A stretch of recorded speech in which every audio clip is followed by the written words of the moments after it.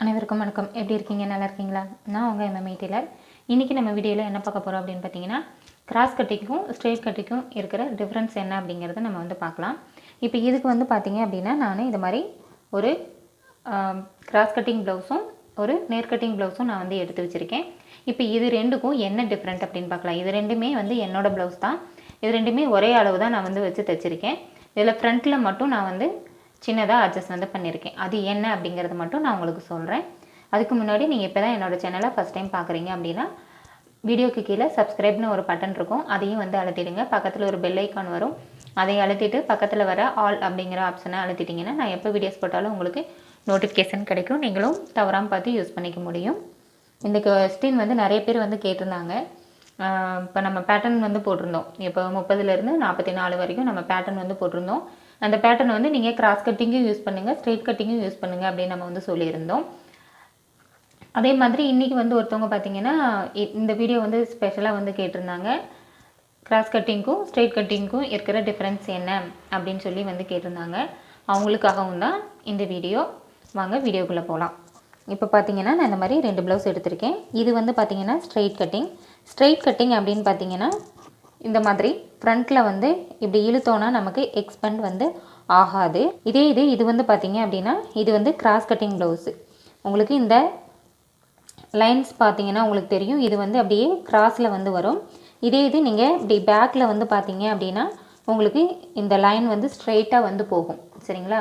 பேக்கில் வந்து ஸ்ட்ரெயிட்டாகவும் ஃப்ரண்ட்டில் வந்து உங்களுக்கு இப்படி கிராஸாகவும் வந்து வரும். இப்படி இருந்ததுன்னா இது பேர் கிராஸ் கட்டிங் ப்ளவுஸு. அதே இதில் வந்து பார்த்திங்க அப்படின்னா பேக்லேயும் வந்து ஒரே மாதிரி தான் இருக்கும், ஃப்ரண்ட்லேயும் வந்து ஒரே மாதிரி தான் இருக்கும். இப்போது இதை இழுத்திங்கன்னா உங்களுக்கு எக்ஸ்பெண்ட் ஆகாது. அதே மாதிரி பேக்கையும் வந்து இப்படி இழுத்திங்கன்னா எக்ஸ்பெண்ட் வந்து ஆகாது. அதே இதில் வந்து பாருங்கள், இது பேக்கில் நான் வந்து இழுக்கிறேன், பேக்கில் உங்களுக்கு எக்ஸ்பெண்ட் ஆகாது. அதே இது ஃப்ரண்ட்டில் வந்து பார்த்திங்க அப்படின்னா உங்களுக்கு பார்க்கும்போதே உங்களுக்கு வந்து தெரியும், இப்படி இழுக்கும்போது அது வந்து இப்படி எக்ஸ்பெண்ட் வந்து ஆகும். சரிங்களா? எக்ஸ்பெண்ட் ஆகும். இப்படி ஸ்ட்ரைட்டாக வந்து நிற்காமல் இப்படி வளையுது. இதுதான் வந்து ஸ்ட்ரெயிட் கட்டிங்க்கும் கிராஸ் கட்டிங்க்கும் இருக்கிற டிஃப்ரென்ஸு. ஒரு சிலர் வந்து கிராஸ் கட்டிங் தான் வேணும் அப்படின்னு கேட்பாங்க, ஒரு சிலர் வந்து ஸ்ட்ரெயிட் கட்டிங் தான் வேணும்னு கேட்பாங்க. முடிஞ்ச வரைக்கும் கப்சைஸ் வந்து நல்லா ஷார்ப்பாக வேணும்னு கேட்குறவங்களுக்கு நீங்கள் வந்து கிராஸ் கட்டிங் போடலாம். எனக்கு ஷார்ப்பாக வேண்டாம் அப்படிங்கிறவங்களுக்கு நீங்கள் வந்து ஸ்ட்ரெயிட் கட்டிங் வந்து போடலாம். ஸ்ட்ரெயிட் கட்டிங்லேயுமே வந்து நல்லா ஷார்ப்பாக வர மாதிரி தைக்க முடியும். அது வந்து கீழே இருந்து நம்ம பிடிக்கிற அந்த மெயின் டாட் வந்து நீங்கள் கொஞ்சம் லென்த் அதிகமாக பிடிச்சிங்க அப்படின்னு சொன்னால் அதுவுமே வந்து ஷார்ப்பாக தான் உங்களுக்கு வந்து இருக்கும். அதே மாதிரி ஸ்ட்ரெயிட் கட்டிங்கை பொறுத்த வரைக்கும் பார்த்தீங்கன்னா இந்த அளவு வந்து பார்த்திங்கன்னா ஒரே மாதிரி தான் இருக்கும். சரிங்களா? இது கொஞ்சம் அளவு பெருசாக இருக்க மாதிரி இருக்கும். நீங்கள் ஒரே அளவு தான் வைப்பீங்க, பட் ஃபினிஷ் பண்ணி போடும்போது ஃப்ரண்ட்டில் வந்து இந்த அகலம் வந்து ஒரே அளவாக தான் நமக்கு வந்து இருக்கும். அதே இது கிராஸ் கட்டிங்கில் வந்து பார்த்திங்க அப்படின்னு சொன்னால் பேக் என்ன அளவோ அதே அளவு தான் வச்சுருக்கோம். இது வந்து நான் சின்னதாக வச்சுருக்கேன். இந்த மாதிரி பார்க்கும்போது உங்களுக்கு இந்த அளவு வந்து ரொம்ப சின்னதாக வந்து இருக்கும், ஆனால் பார்க்குறதுக்கு வந்து அழகாகவும் இருக்கும். சரிங்களா? இப்போது இதில் அளவுகள் வந்து நம்ம பார்க்கலாம். இப்போ ஃபஸ்ட்டு பேக் வந்து எடுத்துக்கிறேன். இப்போ பேக்கோட அளவு பார்த்திங்கன்னா 2 ப்ளவுஸுக்குமே நான் ஒரே அளவு தான் நான் வந்து வச்சுருக்கேன். இப்போ பேக் வந்து மேலேருந்து, அதாவது ஷோல்டர் ஜாயிண்ட்டுகிட்டேருந்து இப்படி பாருங்கள், இப்படி மடித்து போடும்போதே இந்த ஷோல்டர் ஜாயிண்ட் வந்து கரெக்டாக இப்படி மேலே வந்து நிற்கணும். அப்போ தான் வந்து உங்களுக்கு ப்ளவுஸ் போடும்போது இந்த சென்டர் வந்து உங்களுக்கு கரெக்டாக வந்து மேட்ச் ஆகும். இல்லைன்னா முன்னாடி இறங்கிட்டுருக்கும், இல்லைன்னா சைடில் இறங்கிட்டுருக்கும். இப்போ நான் வந்து இங்கே வச்சுருக்கேன், கரெக்டாக வந்து இருக்குது. இப்போ இங்கேருந்து நம்ம கீழே ப்ளவுஸோட உயரம் வந்து பார்க்கலாம். இந்த மாதிரி நீங்கள் பிடிச்சிங்கன்னு சொன்னால் பார்த்தீங்கன்னா 12.5 இன்ச் வந்து இந்த ப்ளவுஸோட உயரம் வந்து இருக்குது. சரிங்களா? இதில் வந்து நம்ம ஃப்ரண்ட் வந்து அளந்து பார்க்கலாம். இப்போ ஃப்ரண்ட்டில் வந்து நம்ம எங்கேருந்து அளக்கணும்னா இதே மாதிரி இந்த ஷோல்டர் ஜாயிண்ட் இருக்கு இல்லைங்களா, அதிலேருந்து நம்ம பட்டி ஜாயின் பண்ணியிருக்கிற வரைக்கும் அளக்கணும். அதில் வந்து பார்த்திங்கன்னா இங்கே கீழேருந்து இந்த மெயின் டாட் பிடிச்சிருக்கோம் இல்லைங்களா, இந்த டாட்டோட எண்டு வரைக்கும் ஃபஸ்ட்டு நம்ம அளக்கலாம். அதுக்கப்புறம் அதுக்கு கீழே உள்ள பகுதியை அளக்கலாம். இப்போது நான் வந்து இங்கே எண்டு வந்து பிடிச்சிருக்கேன், இங்கே வந்து ஷோல்டர் ஜாயிண்ட் வந்து பிடிச்சிருக்கேன். இதுக்கும் பார்த்திங்கன்னா இப்போ இழுக்கும்போது உங்களுக்கு எக்ஸ்பெண்ட் வந்து ஆகும். இப்போ மேலே ஷோல்டர் ஜாயிண்ட் வந்து இந்த இடத்துல இருக்குது. நான் இங்கேருந்து டேப் வந்து வைக்கிறேன். அதிலிருந்து இந்த டாட்டோட எண்டு வரைக்கும் பார்த்திங்கன்னா நான் இழுத்து தான் பிடிக்கிறேன். சரிங்களா. இழுத்து பிடிக்கும்போது நமக்கு 9.5 இன்ச் வந்து இருக்குது. சரிங்களா. இந்த 9.5 இன்ச்சு நம்ம அப்படியே வச்சுக்கலாம். இப்போ இந்த 9.5 இன்ச்சு அப்படியே கரெக்டாக பிடிச்சிக்கோங்க. அதிலிருந்து இந்த டாட்டோட அளவு கீழே இருக்குது இல்லைங்களா, இதையும் வந்து இப்படியே நேராக டேப் வச்சு அளங்க. இப்போது இங்கே வந்து பார்த்திங்கன்னா பட்டி ஜாயிண்ட் வந்து இந்த இடத்துல இருக்குது. இந்த பட்டி ஜாயிண்ட்டுக்கிட்ட நம்ம பார்த்தோன்னா 12 இன்ச் வந்து இருக்குது. அதாவது மேலே ஷோல்டர் ஜாயிண்ட்டு இருந்து கீழே பட்டி ஜாயிண்ட் வரைக்கும் நமக்கு 12 இன்ச் வந்து இருக்குது. இப்போ பார்த்திங்கன்னா நமக்கு ஷோல்டர்லேருந்து டாட்டோட எண்டு வரைக்கும் நமக்கு 9.5 இன்ச் இருந்தது. அதுக்கு கீழே வந்து பார்த்திங்க அப்படின்னா 2.5 இன்ச் வந்து இருக்குது. அப்போது 9.5 + 2.5 அப்படின்னிங்கன்னா நமக்கு எவ்வளோ வரும்? 12 இன்ச் வந்து வரும்.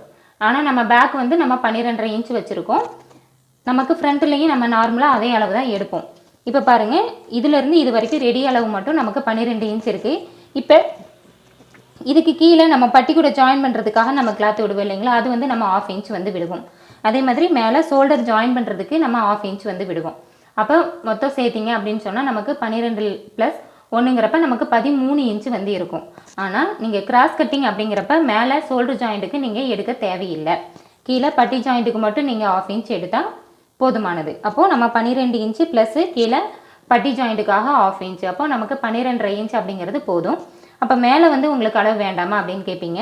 இப்போ மேலே வந்து நம்ம ஷோல்டர் ஜாயிண்ட்லேருந்து டாட்டோட எண்டு வரைக்கும் 12.5 இன்ச் எடுத்தோம் இல்லைங்களா, இதை நம்ம ரெடி அளவாகும், அதாவது ஷோல்டர் ஜாயிண்ட்டுக்கும் சேர்த்து நம்ம வந்து எடுத்துக்கலாம். அப்போது 1/2 இன்ச் ஷோல்டர் ஜாயிண்ட்டில் போயிடும். அப்போ இது வந்து 9 இன்ச் தான் வந்து இருக்கும். நம்ம ப்ளவுஸில் அளவு மார்க் பண்ணும்போது நம்ம மேலேருந்து 9 இன்ச்சில் நம்ம இது மார்க் பண்ணோன்னு சொன்னோம்னா நம்ம தச்சு முடித்து வரும்போது கிராஸ் கட்டிங்க்கு நம்ம இது மாதிரி எக்ஸ்பெண்ட் ஆகும் இல்லைங்களா, அந்த இதில் வந்து அந்த 1/2 இன்ச் வந்து நமக்கு சரியாக வந்து வந்துடும். அதனால நீங்கள் கிராஸ் கட்டிங் ப்ளவுஸ் அப்படிங்கிறப்போ நம்ம 1/2 இன்ச்சு கம்மியாக எடுத்தால் போதுமானது. அதாவது ரெடி அளவில் இருந்து 1/2 இன்ச்சு மட்டும் எக்ஸ்ட்ரா எடுத்தால் போதும். நம்ம 1 இன்ச் வந்து எடுக்க தேவையில்லை. ஷோல்டர் ஜாயிண்ட்டுக்கு 1/2 இன்ச்சும் பட்டி ஜாயிண்ட்டுக்கு 1/2 இன்ச்சும் 1 இன்ச்சு நம்ம சேர்க்க தேவையில்லை. ஷோல்டர் ஜாயிண்ட்டுக்கு தேவையில்லை. பட்டி ஜாயிண்ட்டுக்கு மட்டும் நம்ம 1/2 இன்ச் எடுத்தால் போதும். அப்போது ரெடி அளவு 12, ஜாயிண்ட்டுக்கு 1/2 இன்ச்சு எடுத்தால் போதுமானது. மீதம் இருக்கிற அந்த 1/2 இன்ச் வந்து இந்த கிராஸ் வந்து எக்ஸ்பெண்ட் ஆகுது இல்லைங்களா, அந்த இதில் வந்து அது நமக்கு சரியாயிடும். அதனால் கிராஸ் கட்டிங்க்கு 1/2 இன்ச் மட்டும் எக்ஸ்ட்ரா எடுத்தால் போதும். இப்போது நம்ம ஸ்ட்ரெயிட் கட்டிங் வந்து பார்க்கலாம். இப்போ ஸ்ட்ரெயிட் கட்டிங்கில் வந்து பார்த்திங்கன்னா இதே மாதிரி தான். இப்போ நம்ம பேக் வந்து ஃபஸ்ட்டு அளவு வந்து எடுத்துக்கலாம்.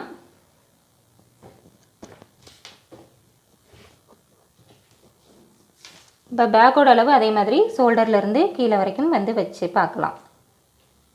இப்போ இதுவும் பாருங்கள், இதுவும் பார்த்திங்கன்னா 12.5 இன்ச்சு தான் வந்து இருக்குது. அதாவது ப்ளவுஸோட இறக்கம் வந்து 12.5 இன்ச்சு தான் வந்து இருக்குது. இப்போ இதில் வந்து ஃப்ரண்ட்டோட அளவு நம்ம அளந்து பார்க்கலாம். இப்போ இதுலேயும் கீழே இருந்து டாட்டோட எண்டு வந்து நான் பிடிச்சிக்கிறேன். உங்களுக்கு பார்த்திங்கனாலே தெரியும், கீழே இருந்து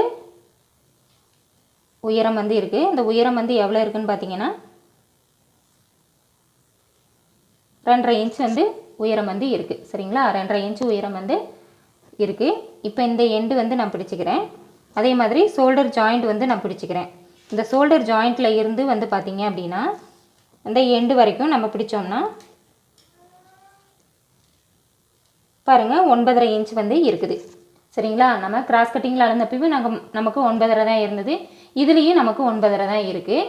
இப்போது கீழே வந்து பார்த்திங்கன்னா நமக்கு 2.5 இன்ச் இருந்தது. பாருங்கள், பட்டி ஜாயிண்ட் வந்து உங்களுக்கு நல்லாவே தெரியும்னு நினைக்கிறேன்.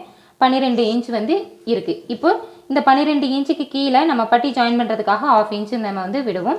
அதே மாதிரி மேலே ஷோல்டர் ஜாயின் பண்ணுறதுக்காக 1/2 இன்ச்சு வந்து நம்ம விடணும். சரிங்களா, இது வந்து எக்ஸ்பெண்ட் ஆகாது. இப்போ நீங்கள் இது இழுத்தீங்கன்னா இவ்வளோ தான் வரும், இதுக்கு மேலே வராது. இப்போ உங்களுக்கு அது இழுத்ததுக்கும், அதாவது கிராஸ் கட்டிங் ப்ளவுஸ் இழுத்ததுக்கும் ஸ்ட்ரெயிட் கட்டிங் ப்ளவுஸ் இழுக்கிறதுக்கும் உங்களுக்கு டிஃப்ரென்ஸ் வந்து தெரியும். சரிங்களா, இது வந்து நமக்கு எக்ஸ்பெண்ட் ஆகாது. நீங்கள் இதே 12.5 இன்ச்சு வச்சு தைக்கும்போது நமக்கு தச்சு முடித்து ஃபினிஷ் பண்ணி வரும்போது நமக்கு 1/2 இன்ச் கம்மியாக இருக்கும். அதனால இதில் வந்து நம்ம ஷோல்டருக்கு 1/2 இன்ச் வந்து நம்ம சேர்க்கணும். சரிங்களா, இதில் ரெடி அளவு 12 இன்ச் இருக்குது. கீழே 1/2 இன்ச்சு பட்டி ஜாயின் பண்ணுறதுக்கும் மேலே ஷோல்டருக்கு 1/2 இன்ச்சும் வந்து ஸ்ட்ரெயிட் கட்டிங்கில் சேர்க்கணும். அப்போ நமக்கு 13 இன்ச்சு வந்து நமக்கு தேவைப்படும். இப்போ கிராஸ் கட்டிங்கை விட ஸ்ட்ரெயிட் கட்டிங்க்கு நம்ம 1/2 இன்ச் வந்து சேர்த்து எடுக்கணும். நீங்கள் உங்ககிட்ட இருக்கிறது வந்து ஸ்ட்ரெயிட் கட்டிங் இருக்குது அப்படின்னு சொன்னால் ஸ்ட்ரெயிட் கட்டிங்கிலேருந்து நீங்கள் கிராஸ் கட்டிங் போட போகிறீங்க அப்படின்னா நீங்கள் 1/2 இன்ச் வந்து குறைச்சிக்கோங்க. சரிங்களா, இப்போ உங்கள்கிட்ட அளவு ப்ளவுஸ் வந்து ஸ்ட்ரெயிட் கட்டிங் இருக்குது, ஆனால் அவங்க உங்கள்கிட்ட கிராஸ் கட்டிங் கேட்குறாங்க அப்படின்னா எந்த அளவுகளுமே நீங்கள் மாற்ற தேவையில்லை. ஃப்ரண்ட்டில் இந்த கிராஸ் லைன் வருது இல்லைங்களா, இதில் மட்டும் நீங்கள் 1/2 இன்ச்சு குறைச்சா போதுமானது. அதே இது உங்ககிட்ட கிராஸ் கட்டிங் ப்ளவுஸ் அளவு ப்ளவுஸ் கொடுத்து உங்களுக்கு ஸ்ட்ரெயிட் கட்டிங் கேட்குறாங்க அப்படின்னா நீங்கள் கிராஸ் கட்டிங்கில் எடுக்கிற அளவை விட ஒரு 1/2 இன்ச் வந்து ஸ்ட்ரெயிட் கட்டிங்கு நீங்கள் எக்ஸ்ட்ராவாக வந்து வைக்க வேண்டியது இருக்கும். கண்டிப்பாக இப்போ உங்களுக்கு இந்த ஸ்ட்ரெயிட் கட்டிங்லேயும் கிராஸ் கட்டிங்லேயும் இருக்க டவுட் வந்து உங்களுக்கு போயிருக்கும்னு நினைக்கிறேன். இப்போ நம்ம பேட்டர்ன் போட்டது பார்த்திங்கன்னா நம்ம பேக் அளவு என்ன அளவோ அதே தான் நம்ம வந்து பேட்டர்னாகவும் நம்ம வந்து போட்டிருந்தோம். இப்போ நீங்கள் கிராஸ் கட்டிங்னா நம்ம அதே பேட்டர்னை அப்படியே போட்டால் நமக்கு சரியாக வந்து இருக்கும். அதே இது நீங்கள் ஸ்ட்ரெயிட் கட்டிங் போகிற மாதிரி இருந்தால் ஃப்ரண்ட்டில் ஒரு 1/2 இன்ச்சு கூட நீங்கள் சேர்த்து வந்து எடுத்துக்கலாம். அது ஒன்றும் தப்பு கிடையாது. இல்லைன்னா நீங்கள் ஒரு ப்ளவுஸ் தச்சு பார்த்துட்டு கூட உங்களுக்கு ஃப்ரண்ட்டோட அளவு கரெக்டாக இருக்குன்னா நம்ம அதே இதை அப்படியே விட்டுடலாம். அந்தளவு உங்களுக்கு பத்தலைன்னு சொன்னால் ஒரு 1/2 இன்ச் வந்து நீங்கள் சேர்த்து எடுத்துக்கலாம். 1/2 இன்ச்சில் வந்து டிஃப்ரெண்ட் வந்து அதிகமாக வந்து வராது. இந்த ஷோல்டர் மட்டும் ஃப்ரண்ட்டில் இப்படி இறங்குது அப்படின்னா மட்டும் நம்ம இந்த அளவு வந்து சேர்த்து எடுத்துக்கலாம். நம்ம என்னோடய வாட்ஸ்அப் நம்பரும் உங்களுக்கு தரேன். நீங்கள் தச்ச ப்ளவுஸில் ஏதாவது கரெக்ஷன் பண்ணுற மாதிரி இருக்குது, அளவுகள் வந்து சரியாக வரல அப்படின்னா நீங்கள் அதை ஒரு ஃபோட்டோ எடுத்தோ இல்லைன்னா சின்னதாக ஒரு வீடியோ எடுத்தோ நீங்கள் வந்து எனக்கு அனுப்பலாம். நான் அதையும் பார்த்துட்டு உங்களுக்கு ரிப்ளை வந்து நான் பண்ணுறேன். இப்போ இதில் வந்து ஒரு சின்ன டிப்ஸு. இப்போ பார்த்தீங்கன்னா இந்த இடம் வந்து இருக்கு இல்லைங்களா, இப்போ நல்ல ப்ளவுஸ் வந்து நல்லா இறக்கமாக போடுவாங்க, ஆனால் ஃப்ரண்ட்டில் வந்து மேலே ஏற்றி போடுவாங்க. பேக் வந்து நல்ல அதாவது நார்மல் இறக்கத்தை விடவே இன்னும் அதிகமாக இறக்கமாக போடுறாங்க அப்படின்னா நம்ம ஃப்ரண்ட்லேயும் அதே இறக்கம் வச்சோம் அப்படின்னு சொன்னீங்கன்னா உங்களுக்கு வயிற்று பகுதியில் வந்து பட்டி வந்து அழுந்துற மாதிரி இருக்கும். இல்லைன்னா அந்த பட்டி வந்து சுருண்டு வர மாதிரி கம்ப்ளைண்ட் வந்து வரும். அதாவது உயரம் வந்து கரெக்டாக போட்டாங்கன்னா அந்த கம்ப்ளைண்ட் வந்து வராது. உயரம் வந்து நல்லா இறக்கமாக போடுறாங்க, பேக்கோட உயரம் வந்து நல்லா இறக்கமாக போடுறாங்க அப்படின்னா ஃப்ரண்ட்டில் அதே அளவு வைக்கிறோம் அப்படின்னா உங்களுக்கு அந்த பட்டி வந்து சுருண்டு வர்றதுக்கு வாய்ப்பு இருக்குது. இல்லைன்னா ஒரு சிலருக்கு வந்து வயிறு பெருசாக இருக்கும், அவங்களுக்கும் வந்து அந்த பட்டி வந்து உறுத்துற மாதிரி இருக்கும். அவங்களுக்கு என்ன பண்ணலாம் அப்படின்னு கேட்டிங்கன்னா, இப்போ இந்த பட்டி இருக்கு இல்லைங்களா, இந்த பட்டியில் உங்களுக்கு இந்த பட்டி தான் நீங்கள் வந்து சைடு ஜாயின் பண்ணுறதுக்காக இருக்கும் இல்லைங்களா, இதுதான் வந்து நீங்கள் பேக்கோட உயரத்துக்கு தகுந்த மாதிரி இது வந்து நீங்கள் அதிகப்படுத்தணும். இந்த பட்டி அதாவது ஃப்ரண்ட் சைடு ஹூக் வைக்கிறோம் இல்லைங்களா, இது வந்து நீங்கள் அதிகப்படுத்தணும் அப்படிங்கிற அவசியம் வந்து கிடையாது. இப்போ இது வந்து பேக்கில் வந்து இப்போ 12.5 இன்ச் வச்சுருக்கோம், ஃப்ரண்ட்டில் இப்போ சைடு ஜாயிண்ட் வந்து இப்போ கரெக்டாக இருக்குது. சப்போஸ் இதில் வந்து நான் பேக்கில் வந்து இன்னும் 1 இன்ச் வந்து எக்ஸ்டெண்ட் பண்ணுறேன் அப்படின்னு சொன்னால் நான் ஃப்ரண்ட்லேயும் வந்து எக்ஸ்டெண்ட் பண்ணேன்னு சொன்னேன்னா இது வந்து இங்கே வந்துடும். இப்போ பேக்கும் 1 இன்ச்சு ஃப்ரண்ட்டும் 1 இன்ச் ஏற்றினோம்னா இங்கே வந்து வந்துடும். அப்போ இங்கே வரும்போது நமக்கு இங்கே ஒன்றும் பிரச்சனை இருக்காது. இந்த இடம் என்ன செய்யணும், நம்ம வயிற்று பகுதியில் அழுந்துற மாதிரி இருக்கும்.